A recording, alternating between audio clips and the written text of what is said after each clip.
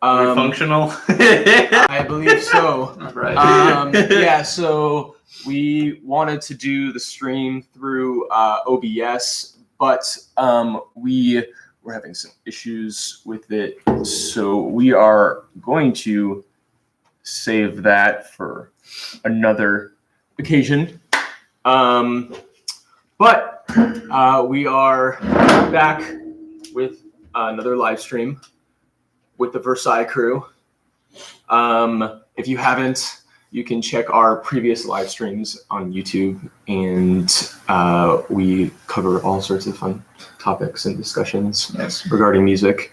This week, we have some topics that we're going to cover about DJing, I believe.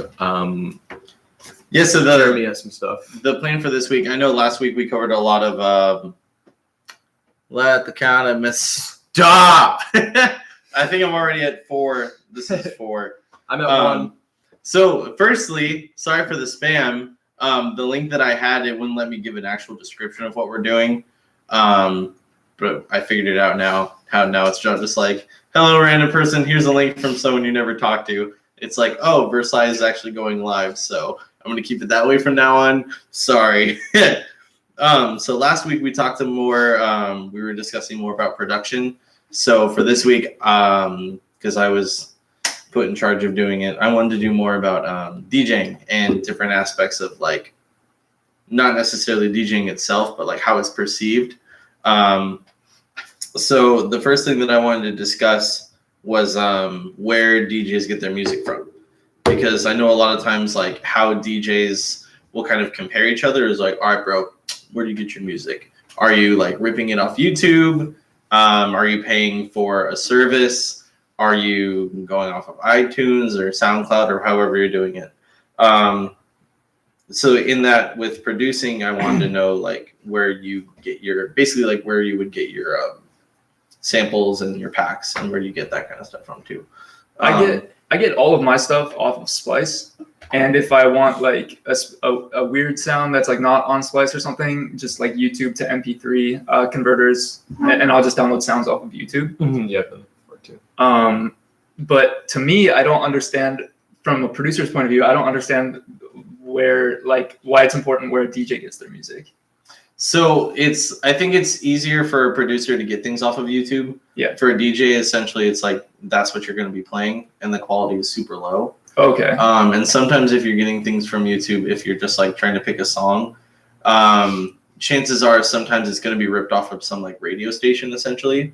Okay. So there's some like type of added like you're listening to blah blah blah. Yeah. Like I remember when I first got into DJing and I was watching YouTube videos to like, oh, this is a good song. I want it, but how do I get it? Mm-hmm. And it would be like Hardwell on air, and I'm like, fuck, no, I can't. Yeah. Right.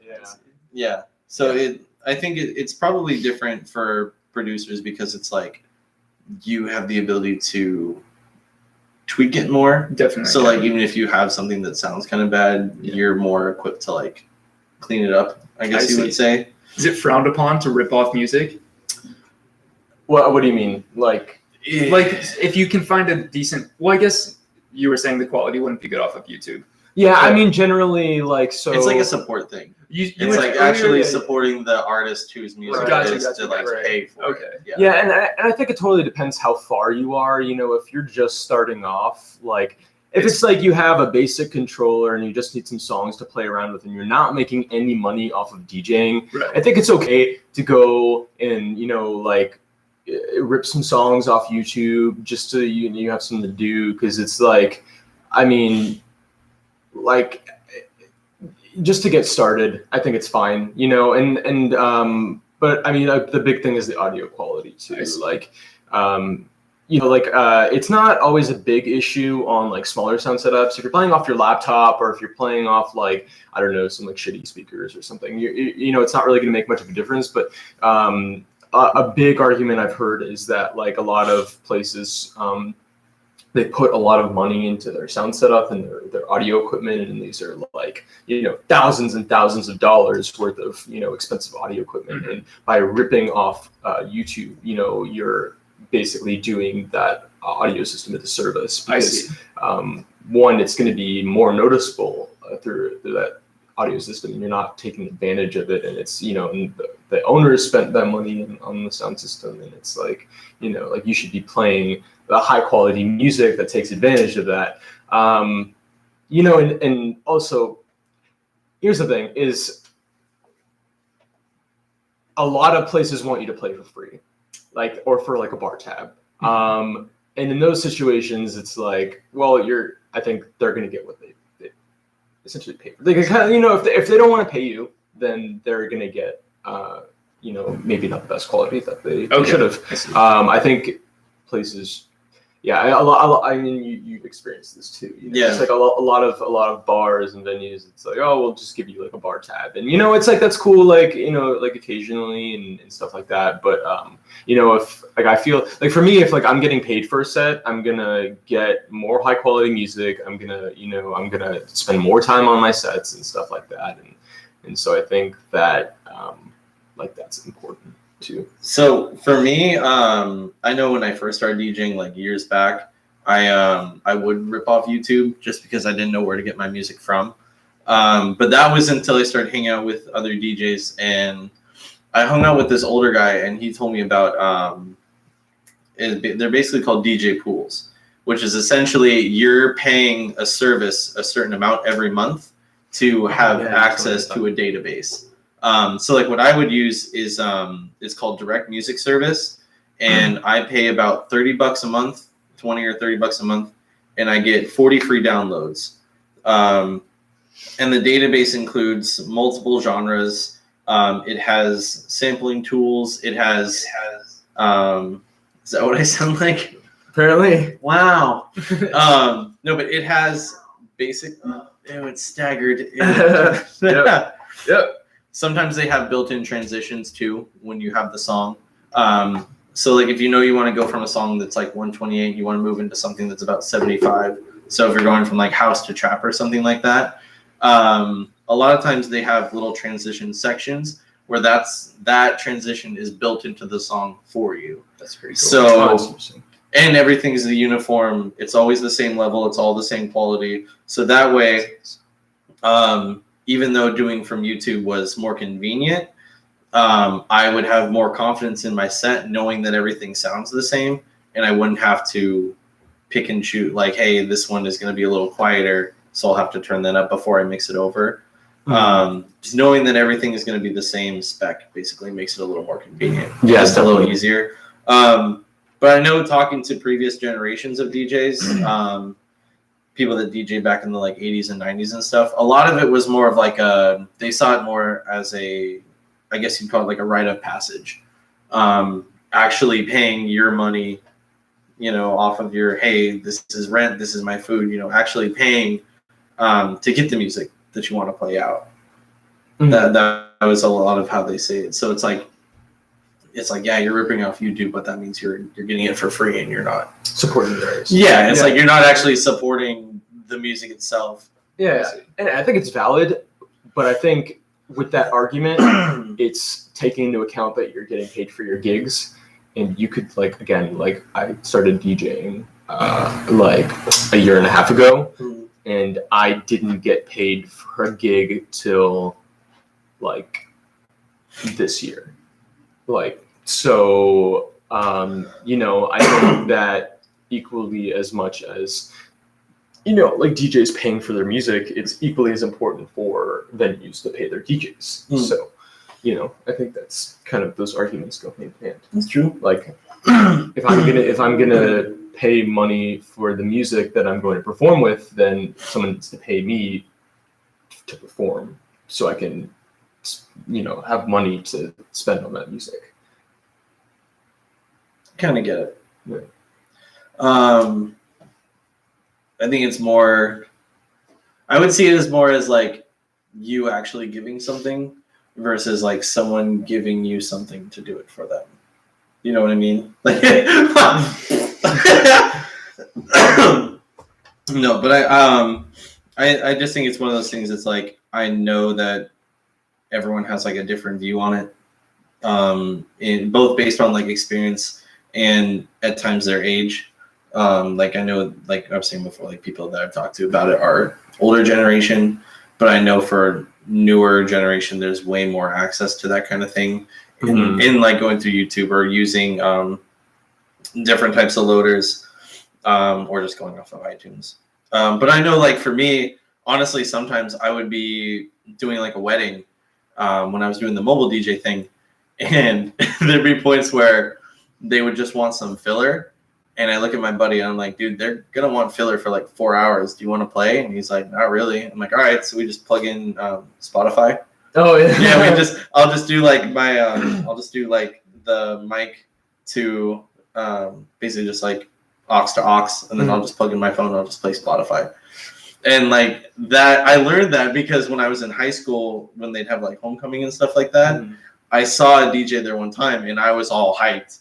So I ran over and I was like, what are you doing? Let me see, blah, blah. And he's literally just like, I was like, what are you doing? And he's like, playing music. I was like, how? And he's like, it's all set up. I just have the set running. And I was heartbroken, low-key. But oh my God. But I think that is that leads into the second thing I wanted to talk to you guys about, which is like stage presence. And how your music kind of reflects on that. Like your general experience when you go to like shows and festivals. I think a good example would be like Steve Aoki. I know people are either hit or miss, like, yes, his music is really good, but I know other people are like, he's a sellout that throws cake at people. Yeah, but free cake. Yeah, but free cake, it's for like 9 people. Like, for the 9 people and whoever's in the vicinity. You get a chance to be one of those 9 people. It was like I went to see it was at Phoenix Lights. I saw Martin Garrix, and I was watching his set, and with how much he was interacting with the crowd, I was definitely like, there's got to be something that he's not doing. And then like I'd be with my buddies and we're like listening to a set, we're chit chatting and like analyzing it, and there we would hear like filters and phasers and effects in it. But he would be, up top of the mic, like, everybody jump. And I was like, he's not doing those things. And it was just one of those things that made me wonder about what you guys think about having like pre-recorded sets or like little portions that are basically set up for you when it comes to seeing like something like Chris Lake, where it's just him playing for, hours at a time. He doesn't say anything really. It's just him really just going off the music and doing his own thing. But everyone's still kind of vibing to it the same way. I want to know what you guys From my point of view, who have never played a set before, I would say that that's fine because interacting with the crowd is like super important in my opinion. So I think the only people that would be like you guys in the sense of like, oh, he's standing up, hyping up the crowd, and he's not actually doing like these phaser and effects and stuff like that. Like, I think the only people who would take that into account is like other DJs. Yeah, that's true. No, and it's like, okay, so you have a bunch of people, you go to EDC, and they spent $300, $400 on the festival ticket. And let's completely, whatever the DJ is doing up there, let's completely, like, in terms of the technical stuff, let's just completely forget that for a second. You have a DJ who's engaging, hyping up the crowd, and is doing all sorts of other interactive stuff and doing all sorts of like just, I don't know, like, he's maybe hops on the freaking stand and he's, I don't know, he's like dancing with everyone. He's like telling the crowd to go do stuff. And, he's really just like hyping up and spending a lot of time on, just like all these crowd engagement stuff. And the crowd is having such a great time. Versus a DJ who's, just very in his zone and he's just, caught up with all the technical stuff and the crowd isn't having as great of a time. Now, the guy who's really engaging with the crowd, it's all pre-recorded.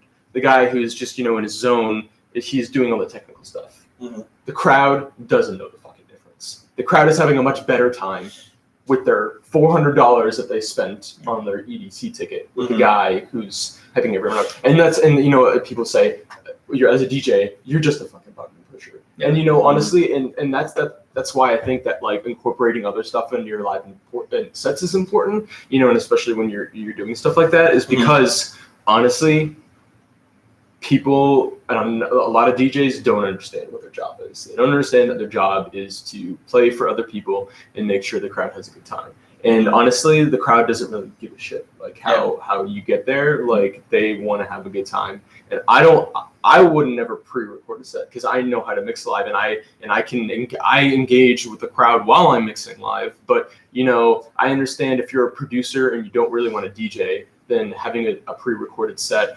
But honestly, I think that the best thing to do is just increase the production value of your set. Like again, like incorporate like live portions, bring out a live vocalist, bring out like a guitarist or something, and you know like try to incorporate other elements into your set to make it more engaging. But also, I think it's kind of a little stupid that it's like, yeah, like I can literally record an hour set and I can go up on stage and I can play that hour set and nobody except, you know, maybe DJs, but the audience isn't going to be able to hear the difference. You can't hear the difference. And that's something I feel like it's kind of like, it's a little like cheesy about DJing, and especially DJing like big festivals, is that it's like, you know, you can get really creative with DJing, but like, I mean, honestly, like there are DJs who play like 11 songs in an hour set, and it's like, you know, it's like, I don't know, is that really like worth paying like, you know, however much money to go see that? You know,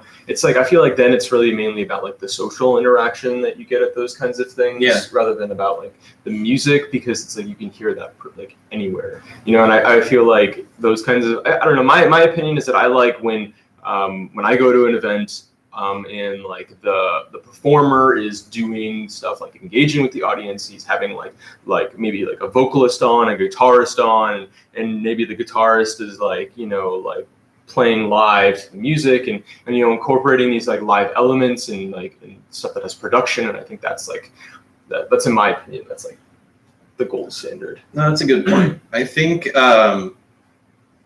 you kind of, as music goes on, whether you're like just mixing it or you're producing it too, I guess you kind of do have to keep getting creative, because I feel like the more, like, as DJing is getting like bigger and more people are starting to do it recreationally at home, I feel like that's really going to open their eyes to like what you can actually do when you're up on stage. Right. So I think in that, it's going to, I guess, have like the younger generations of DJs who are like starting to get more into it.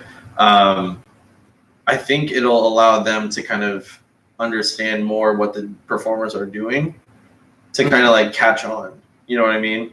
So like when you're hearing like phasers and effects and stuff like that, but the DJs on the stand, I feel like as time goes on, people are gonna know.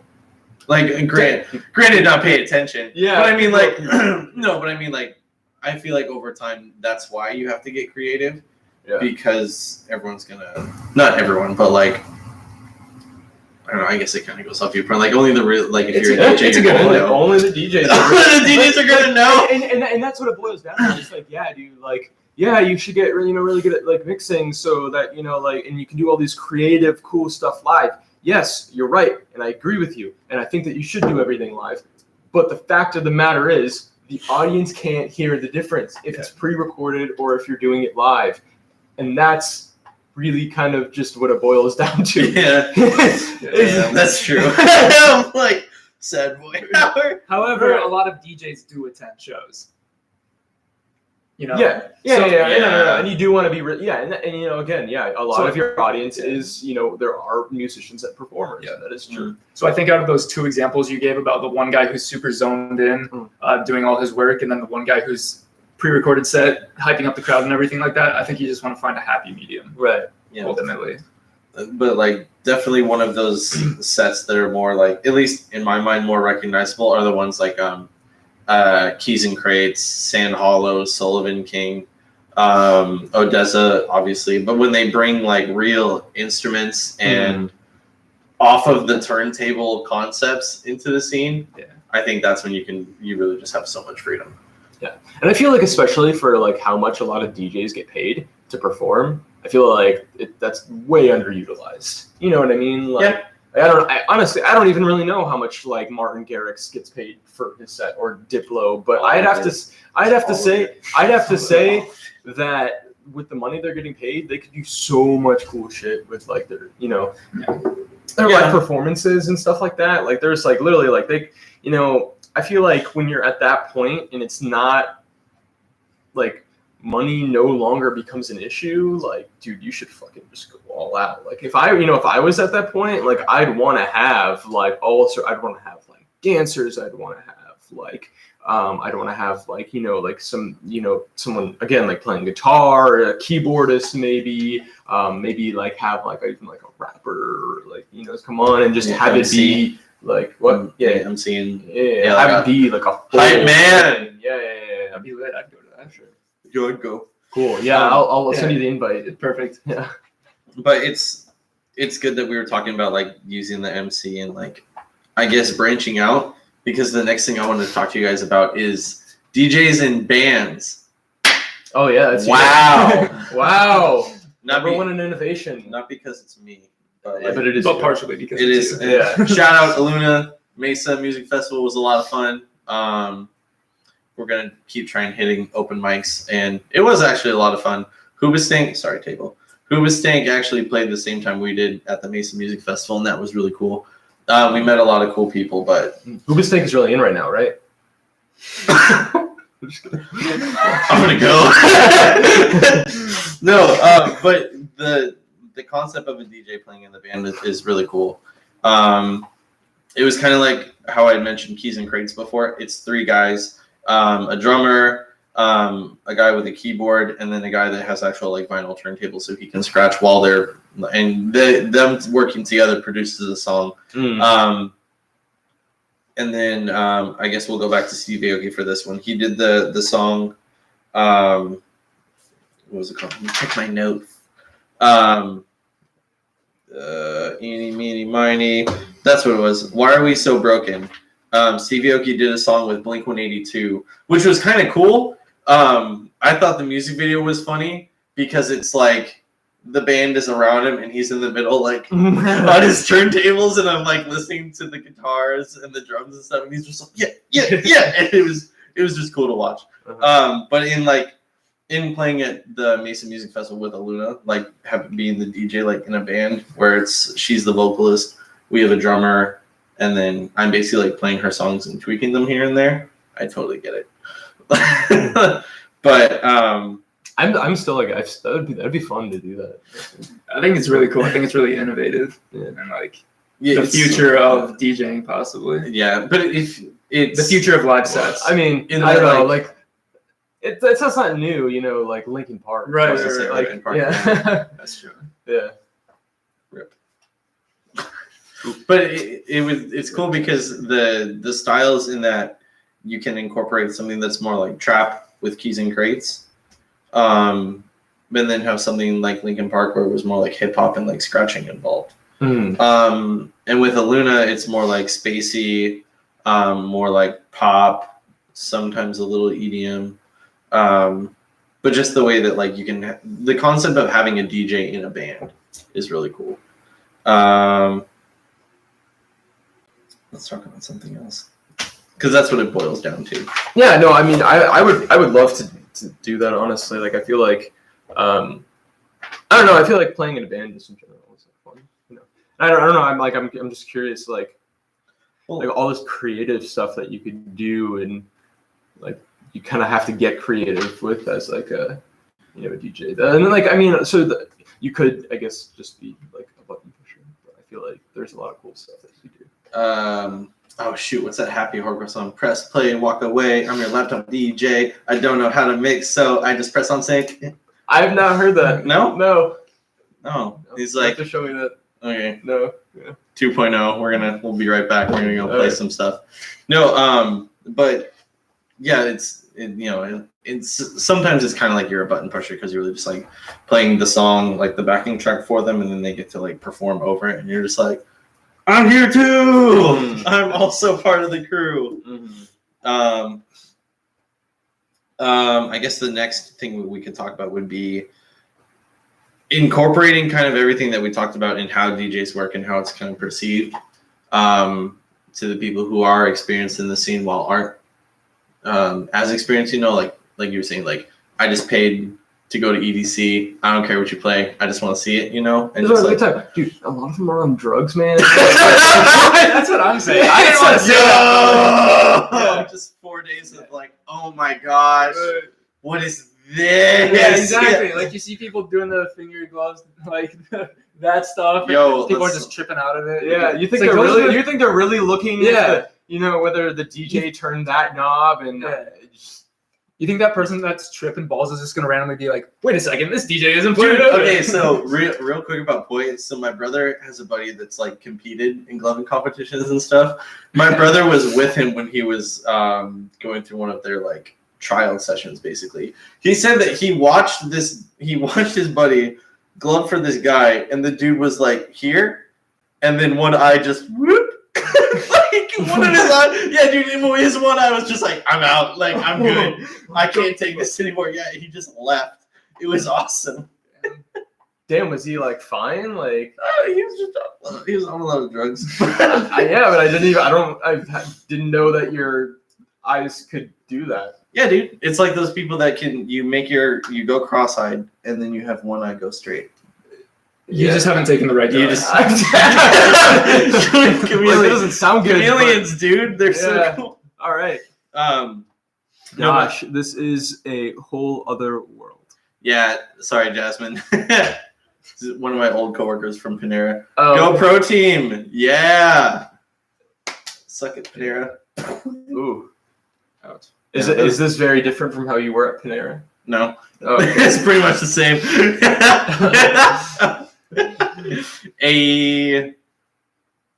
Sandwiches, soups, salads. Is that the song that you guys had to do? No. No. I worked at Jamba Juice for a little bit, and we had like a little so when I worked at Jamba Juice, this is when like Nectar and like all these other like fresh organic juice like places started like popping up, and right. So Jamba Juice wanted to get in on it. They only had smoothies at the time. This is before they had their like juice blends and shit. And so we got all this like juice equipment and so, like make like fresh squeezed juices and like have like green juices and shit like that. And so we have this song that we'd have to do every single time someone ordered a juice. The person at the register had to say juice, juice, juice it up, and then everybody else in the back had to say put that juice in the cup. Every single time. I would. Ew! I am not down. That is super. But to be fair, I would also like order one every day. Like, say it. No, he was faking it. No. Yeah. I want to hear it again. I want to hear it again. Yeah. I want to hear you really mean. Have another juice, please. Yeah. Do it. I prefer that. Oh my over. god, it was so cringy. No, I'd rather go to Cold Stones. Where You could have just gotten ring the bell creative or with it and whatever. done like screamo in the background. Oh yeah. Yeah. I would love to hear a growl in the morning over a smoothie. Yeah. Definitely. Wow. No, so another concept of DJing, I guess, that we could talk about. Writing a story. So we were talking about giving a experience to the people that are showing up, and just kind of giving, that when you go to a show and there's that sense of unity, not just for your one song, but those performances that you remember, the sets that you remember that had all those different elements that you were looking for. I think Laid Back Luke really hits it on the head through his tutorials, and his big thing is about telling a story in your set. So in that same way, when it comes to producing, telling a story through your song, like setting a beat that's going to give you an introduction, have the leads that kind of build it up for you and give you that kind of suspense, and then like that climax for when you find out it was the butler. But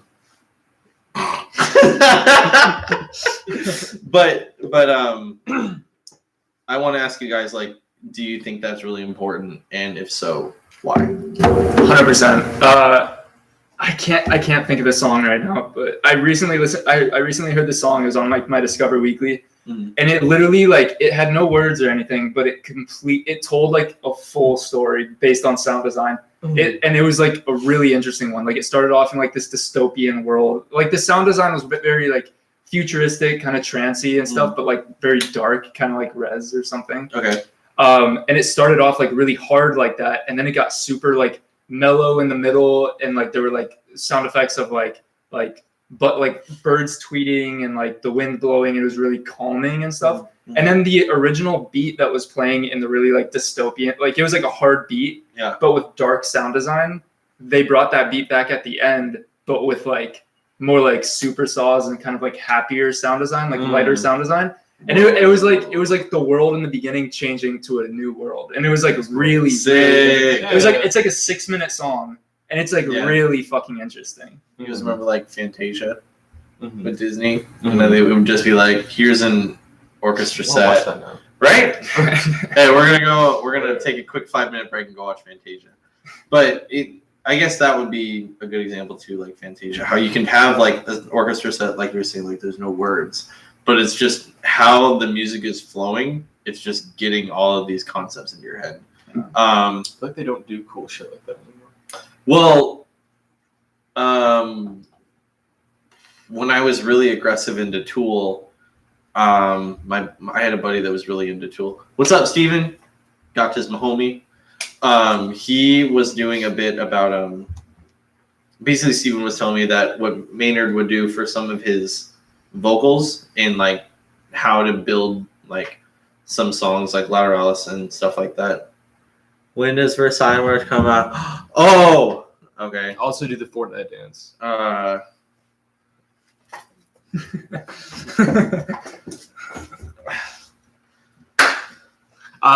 it out, dude. Soon. No, Hopefully. so yeah, we're working on merch. Yeah, soon. Wow, this is it. No, it's not. It's sad boy. No, Sadidas boy. Sadidas boy. Yeah. It's you. Sadidas boy. Artist name. Basically what my buddy told me was for some of the songs that Maynard would do in how to put vocals on top of thank you, I appreciate it. We are good dancers. That's why he pays us so well. Oh yes, so, I definitely. Which I've been meaning to talk to you about. His first festival, when we go, we're gonna. Oh yeah, definitely. Hey, do you just want like $10 right now, each of you? I would like 12. 12. Okay, I don't have that. Actually, now that you get 2. Yeah. I'll take the 10. I'll settle it. I'll settle it. Good negotiator. No, I'll take the juice. I'll take the juice instead. Dance. Okay. Basically, I'm gonna try and get this out of my mouth now. Basically, Maynard would just listen to the song without the vocals, get super like drugs. Super drugs. He would get so drugs. But yeah, I guess he would just get super lit and listen to the song and kind of like just start saying words and then like piecing them together. And I was like, I mean, that's one way to do it, but I mean, it works. Yeah. But it's cool. I mean, one of the things that Layback Luke talks about is how in your set, like the way you're building it, like having the intro and having energy levels and stuff. Yeah. But then when you're building a full set, incorporating that same thing, which is super like different compared to just having like a 3 to 4 minute, quick little story. This is literally like a whole life that you have to create. Yeah. Because you have a lot more freedom in that. Oh, you have so much, but sometimes it's too much. Sure. Yeah, obviously. That's super stressful. Like I can totally see that creating a whole set, trying to build like a story around like vibe and mood, just like everything like yeah. And it depends on like I mean, it depends on like the atmosphere and like where you're playing at and stuff like that. If I was playing like I don't know. Yeah, I guess it depends. If I was playing a show and people were coming to see me and I was the headliner, I would get really creative with that and I would really spend a lot of time in that set and again probably have be more of a performance and want to tell more of a story. If I'm playing it like a festival, I probably want it to be more of more like hype And I don't know. I guess it would just depend on like where I'm playing, and because you can have those little intimate like boiler room sets. Right. Like Chris Lake would do a boiler room set at the lab in LA, and it would be basically like an hour of just kind of the same, and very few like ups and downs spikes, but it would just be the same. You pattern want the whole consistent energy levels. Yeah. So it's But like for a house set, that's kind of what you want. In that kind of like where it's small, it's more intimate. You're kind of just seeing the beat the whole time, adding little things here and there to kind of change it up. For the rest of the stream. Okay. So anyway, it's a house next set. It's a house set, dude. Rent an apartment. You can play house anywhere. But then when it comes to like you saying about playing at an actual festival, super different. Like I feel like when you're playing at a festival, you want to have so much more emotion and just a way more dramatic like experience.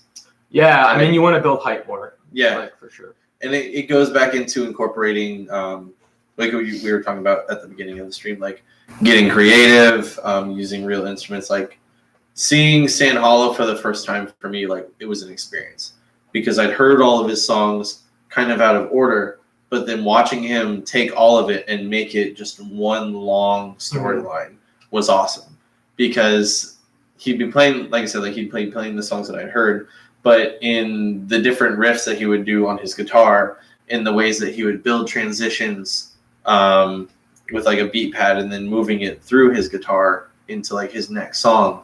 That was like, I think having mashups and like samples and stuff can also take your sets to like the next level too, and having special like edits and stuff that you only play live of your like songs and stuff, like having like special versions. I didn't know a lot of I think like producers do that, is where they like may have like alternate versions of their songs. You have to kind of see. Right, and you have to like go see them, and it's like, I mean, I'm sure you've heard that before. Oh yeah. Like, oh, this is like a little bit different. You know what I mean? It's you're like, oh yeah, that's so it's probably like just an alternate version of the song maybe they had laying around, or maybe they made some edits to kind of, maybe it had a purpose to build hype, or maybe it was just to, it's just different, and in order to hear this version, you have to come see it live. Like I saw Slushy one time, and he played. I forget what song it was, but I was listening to it and I was like, "Oh, this sounds different than I've ever heard before. I love it." Blah blah blah. Dude, a year later, I figured out it was the same song, just in a different key. Oh, you just changed the key? Yeah. Oh. But for so long, I was like, "Oh, I gotta figure it out." Blah blah blah. And I was just mixing it home one day, and then I was just like, "Key." It was just holy higher? Shit. That's it. Yeah. Oh yeah. Yeah, it was just like an octave higher. Oh, interesting. And it blew my mind. Wow. But, like little things like that. We were talking about how if you're not paying attention, you're not really a DJ, you're not going to know. So I didn't know, but then I did know. Yeah. Now I feel better about myself. Cool. I'm very, very glad. Yeah, and I mean, again, like you can add like little like sound effects. I don't know. It was really interesting because I did a like a drum and bass like remix of a song, and I mean, I don't know. Your definition of a remix can vary, but basically, I didn't have the source file and I didn't have the stems, so I pretty much took the original file and then I did a bunch of like edits, like cut parts of it up, and then I did EQing, and there was a lot of production that went into it, but I used the original song file. I added like drums over it and stuff like that, and I made the song, sound like there's a lot of like just differences from the original, and specifically like a drum and bass pattern. And I know Clank, he did the same exact thing that I did, but with house for that song, and he actually did a little bit less than I did. Like there's like less edits and less changes that he made, and it's really funny actually. Pretty much all he did was slow the song down, and then he added a house beat over the drop, and then for the second drop he did the exact same thing, except he had it like the song just cut in and out. So instead of being like woo woo woo, it was like woo woo woo. So it had like more of like a bouncy feel. Okay. And it got like, I don't know, like on SoundCloud it has like 50,000 plays, and people were like, "Oh my god, you're like a god!" Like, "Oh my god!" And it's like literally like all he did, and I recreated it in Ableton just to confirm that that's what he did. All he did was slow the song down to 120 BPM and add a house beat over it, and people were like praising him as like a genius. And it's like, you had me at woo woo. Yeah, woo. yeah, I know, and I'm like, oh wow, like even. I don't even know. Like, I'm like wondering if it's like, you know, maybe producers know it, but because he's bigger, people like producers are kind of like sucking his dick for doing that. I'm like, it's cool. I mean, it's cool that he did that, but understand It's like just that really edit simple. took maybe like, you know, like 10 or 15 minutes for him to do. Like, you know, it wasn't like anything crazy. And yeah, I mean, I was just like really surprised that like so many people were like treating him as if he did this like, you know, revolutionary, crazy song thing on his own. And it's well, I mean, even adding like little things to songs live, people are like, you can impress people. Something that's similar to that, it was yesterday on Instagram. I saw this video of someone some producer took the song "In the Club" by 50 Cent and put like a chill lo-fi beat over it. What? And it was really cool, honestly. But like, obviously, from my producer mindset, I'm like, this took 10 minutes. Right. But it was really cool, and the comments were blowing up and stuff. Like everyone was like, "Oh, this is the coolest thing ever!" Like, put this out and stuff. And I was like, it's really simple, but it is really cool. It is a cool vibe. Did he make the lo-fi beat? Or Yeah. Okay, But it was a simple lo-fi beat. Okay. Are you saying the guy didn't make the house beat? Well, what was it? Just a beat, or was there anything else to it? It was like a beat with like it had a melody, like a new melody. Right. Yeah. So with this, what I'm talking about, it was literally just this was literally just a drum beat. It was just like he took the song and just said, I see. Yeah. Like, so nothing revolutionary. Yeah, I mean, it was cool, but it's like literally like if you were to sit down with the song and be like, how can I make this a house song? You would arrive at the exact same result that he did, like every single time if you wanted to do it in the most basic way. I see. Okay. Thinking more of like another thing about making things simple. The last thing I want to talk to you guys about. Sync button. No? Okay. Sync button. Yeah. It's like nothing? No? No. The sync button. Let's discuss the sync button. It's kind of my opinions on that mirror like the same kind of stuff I was talking about. Yeah. So with the sync button, I use it a little more strategically. First, maybe explain the sync button. Oh, that'd be helpful. Okay. So on most controllers, there's this little thing called the sync button. And what it does essentially is it matches the grid on your two songs. Not necessarily the songs themselves, but the grid that's going over it. That's something that we can discuss later and how you rotate. Jeremy, but what is a grid? The grid! So when you place a song into whatever program you're using, whether it's Rekordbox or Serato, whatever you're using, when that song gets analyzed through that program, it sets up a grid for you. That grid equates to the BPM, which is basically the beat of the song and how fast it's going, how slow it's going. The grid is essentially just mapping out measures and beats for you. So in the DJ sense, it helps you to stay on time when you're playing the songs. What the sync button does is it matches them up for you, and it keeps them in line the whole time. So like, let's say you have a song that's 124 and 128. You're playing the song that's 124. You hit the sync button. Now that song that's 128 is 124 also. So now they're just playing the exact pattern. And it lines up the beats too. Yeah. So it lines up the BPM and the beats. Yeah. So that way it kind of takes away from you having to finagle with the BPM sliders. And does the beat matching for you? Yeah. I would like to throw in the analogy of automatic driving versus manual driving. Thank you. Is that similar? Kind of. Sure, yeah. Yeah, because there's little variables here and there, but you're really just like, go. Okay. Yeah. So is it frowned upon? I mean, I would say Kind of. Well, because like even with automatic driving, I feel like there's more. Like you're still driving, you know. But You're I feel still like with playing. yeah, I mean, I don't know. I feel like there's even, I don't know. Like for me, like I didn't know how to use the sync button until like a year after I started DJing. I didn't know how to use it, and so it wasn't something I wanted to really bother learning how to use, and so like I didn't really discover how to use it till like a year later. And I would only times I would really use it are with I was trying to do like I do like weird shit sometimes, like where I'm like, okay, I want to go from like 150 to like 130 BPM, and I need this, and I need like while I'm doing that, I want it to be like the beat. I want to change into like the drop of the next song, and I'm like, if I were to do all that live, it'd be like just like scrambling, doing like 10,000 things. It'd take me like 5 tries in order to get it like down, and so I'm like, okay, if I use the sync button, it's gonna make this a lot easier, and it makes this transition a lot more possible. And I'm not using it as a crutch. I'm using it to creatively forward my like my set. Generally, I don't even use the sync button at all. But if I were to use it, that's what I would use it for. And I think it's one of those things that it's like.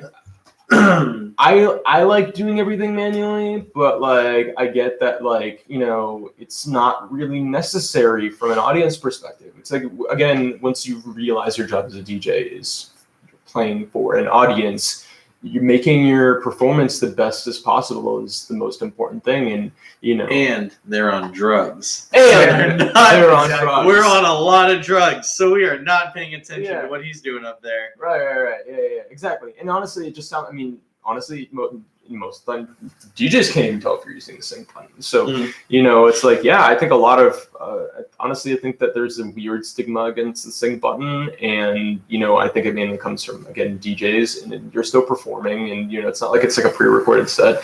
And honestly, it's like.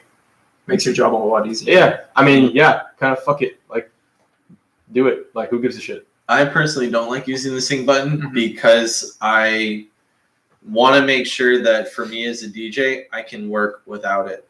Because I've been to places where it didn't work. So in like if I played a show at a bar one time and it was on my buddy's equipment and his sync button didn't work. He didn't tell me. And kind of what I had prepared was needing it for a portion or two.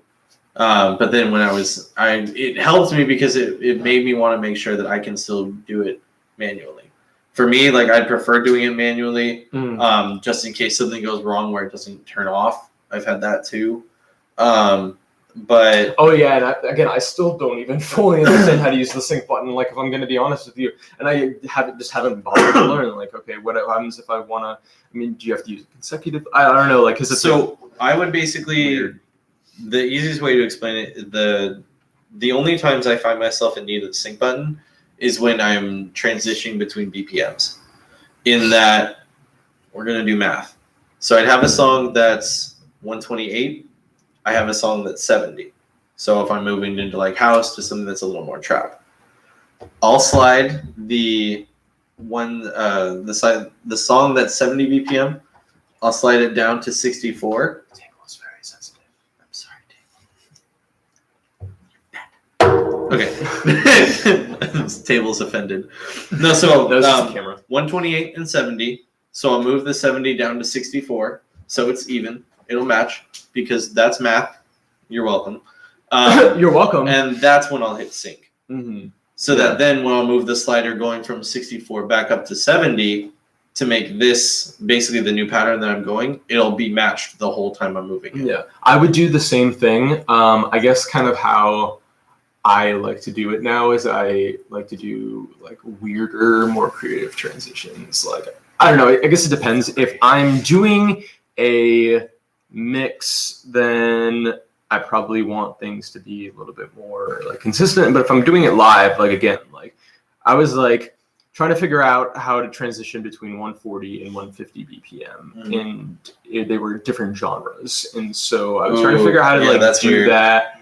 And then I was basically the beginning of my set started at 130 BPM, and then I slowly worked my way up to like 150 BPM. Okay. And then I kind of bounced back and forth between 150 and 145.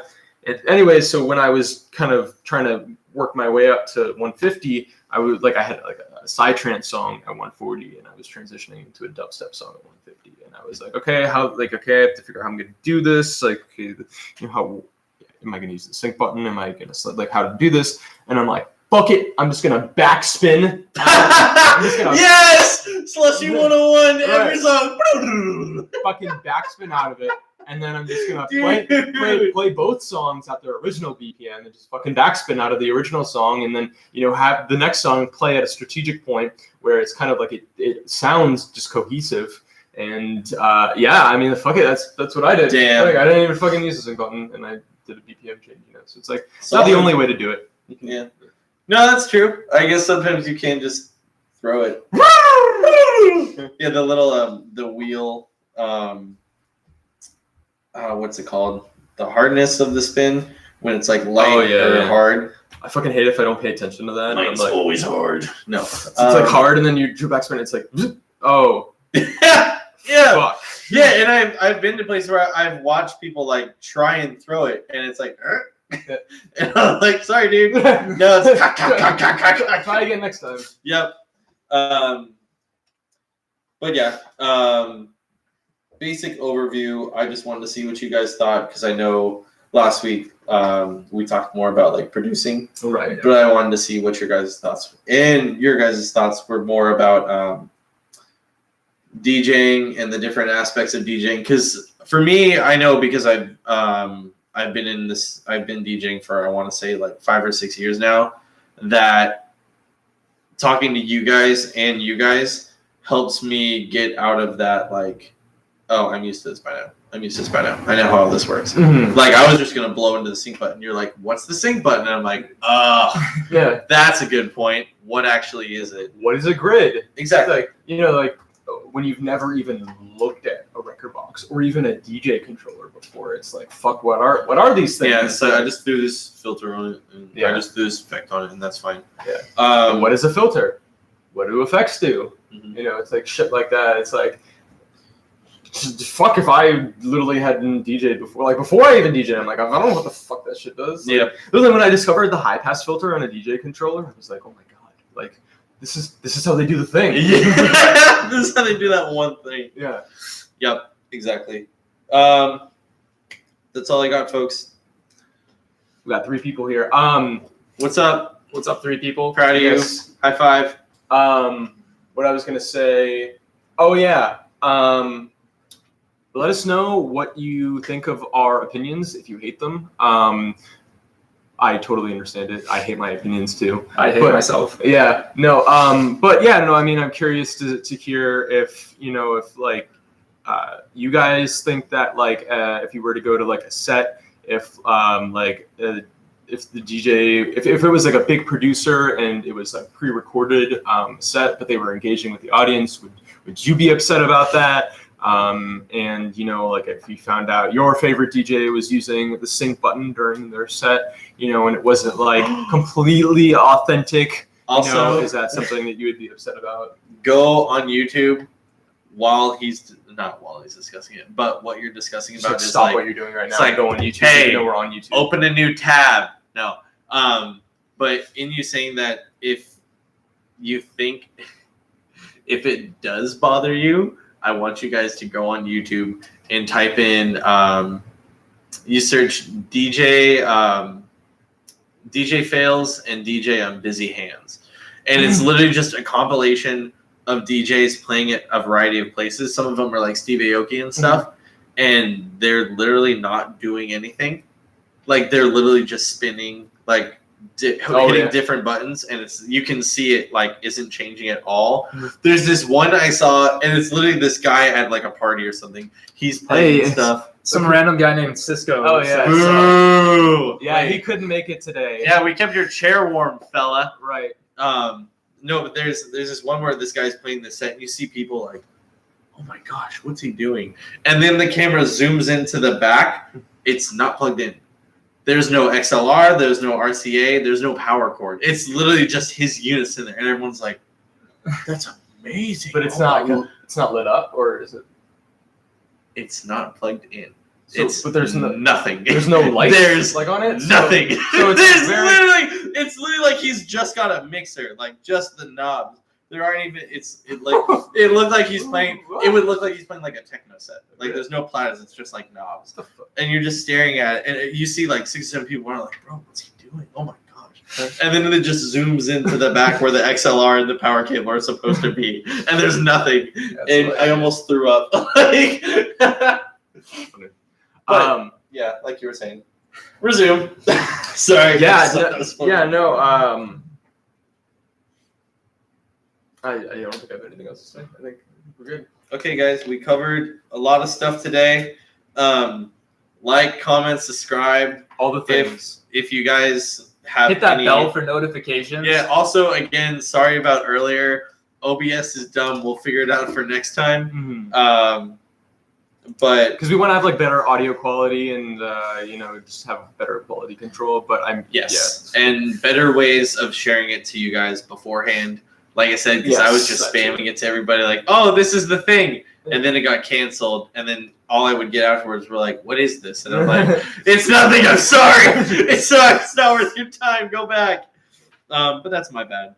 But yeah, we talked about stage presence, where DJs get music from, different. We covered a lot of different like controversial topics, I guess you would say.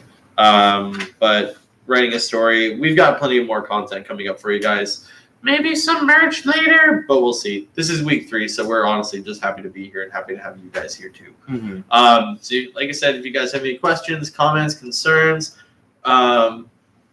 yes. Anything? No, finish what you're saying. I got nothing. Okay, cool. So some final things. We're planning on doing like some giveaways pretty soon. So if you and some of them will be more local. So if you're like native to Arizona, then there'll be like concert tickets and stuff that we'll be giving away. And then we'll also have some like other stuff. Like there's one that we have coming up where as long as you're in the U.S., you'll be fine. We'll be shipping out some cool little things. So just make sure you are subscribed to our YouTube channel and you follow us on Twitter and Facebook and all of that, because that's mainly where we're going to be doing those things. And I think that's good. Cool. Yep, we're good. And if anyone real quick was keeping track of how many times I touched my hair, thanks, Gower. Appreciate it. Okay, bye.